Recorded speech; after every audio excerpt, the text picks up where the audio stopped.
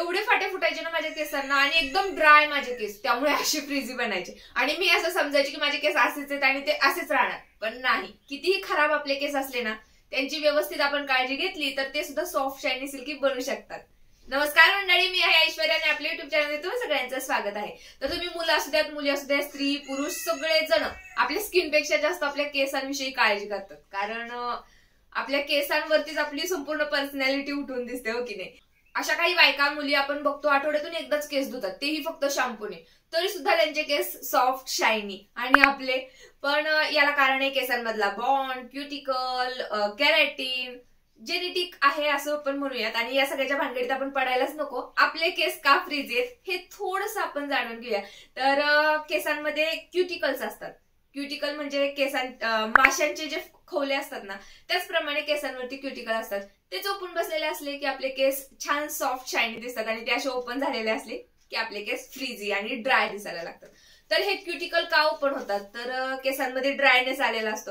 आपल्या स्कॅल्प मधून naturally oil secret होतच असतं, पण ते आपल्या केसांच्या एंड्स पर्यंत येत नाही. म्हणूनच आपण बघतो की वरतून आपले केस छान हेल्दी असतात आणि जसे जसे खाली येईल तसे ते ड्राय होत जातात. तर हे एक कारण आहे. किंवा आपण ज्यावेळेस केस धुतो, शॅम्पू फक्त आपण केस धुण्यासाठी वापरतो आणि त्यातून आपल्या केसांमधलं ऑइल सुद्धा निघून जातं आणि त्यामुळे सुद्धा आपले केस ड्राय होतात. आणि ज्यावेळेस केस ड्राय होतात ते क्युटिकल्स ओपन होतात, आपले केस फ्रीजी दिसतात आणि त्यामुळेच केसांना फाटे सुद्धा फुटायला लागतात. जेव्हापासून मला या सगळ्या गोष्टी समजल्यात ना, मी माझ्या केसांची खूप जास्त काळजी घेते. आणि शॅम्पू केल्याने केस ड्राय होतात म्हणून केसच धुवायचे सोडून द्यायचे असं काही करायचं नाही.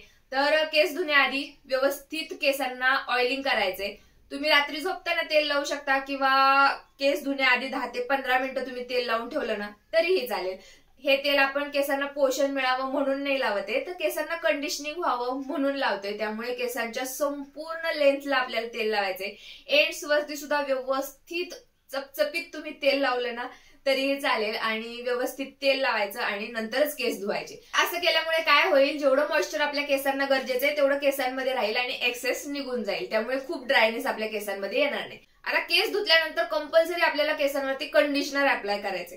कंडिशनर लावल्यामुळे काय होतं, केसांमधले जे क्युटिकल्स आहेत ते संपूर्ण बंद होतात आणि त्यामुळे सुद्धा आपल्या केसांना एक छानशी शाईन येते. आणि काही जणांचा असा ग्रह असतो की कंडिशनर लावल्यामुळे खूप जास्त केस गळतात, तर असं काही होत नाही. हा आपला गैरसमज आहे. जेवढे केस आपले गळायचे तेवढे ते दिवसभरात कसे ना कसे गळणारच आहेत. तुमचे केस धुताना नाही गळले, केस विंचरताना गळतील. त्यामुळे कंडिशनर अजिबात स्किप करायचं नाही. त्याच्यामुळे सुद्धा आपले केस छान हेल्दी राहण्यासाठी मदत होते. जर कंडिशनर लावूनही तुमचे केस सॉफ्ट बनत नसतील तर मात्र तुम्हाला एखादा हेअर मास्क विकत घ्यावा लागेल, कारण खूप जास्त ड्राय जर केस असतील तर त्याला एखादा हेवी प्रोडक्टच हवा असणार आहे. तर कंडिशनिंग करायचं. जर तुम्हाला खूपच जास्त सॉफ्ट शायनी केस तुमचे हवे असतील तर केस धुतल्यानंतर तुम्ही एखादा सिरम सुद्धा तुमच्या केसांवरती अप्लाय करू शकता.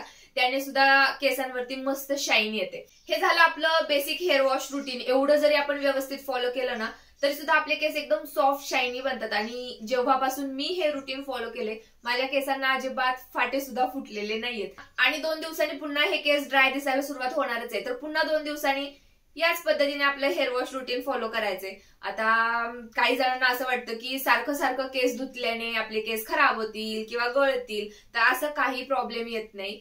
या उलट आठवड्यातून 2-3 वेळा आपण जर केस धुतले तर स्कॅल्प व्यवस्थित क्लीन राहतं, केसांमध्ये डॅन्ड्रफ होत नाही, त्यामुळे हेअर फॉल प्रॉब्लेम सुद्धा आपला कमी होतो. त्यामुळे आठवड्यातून कंपल्सरी 2 ते 3 वेळा हेअर वॉश घ्यायचा आहे. आणि हा बदल केल्यापासून खरंच माझ्या केसांमध्ये खूप मला सुधारणा बघायला मिळाली.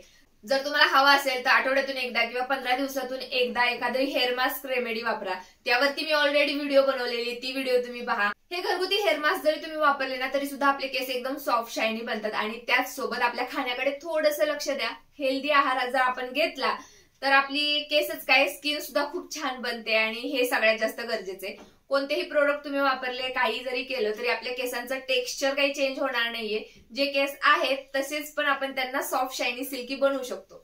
जर तुम्हाला अशा प्रकारचा कंटेंट बघायला आवडत असेल, जसं की skin care, hair care, shopping, makeup, DIY remedies वगैरे वगैरे, तर असे व्हिडिओज आपण आपल्या चॅनलवर घेऊन येत असतो.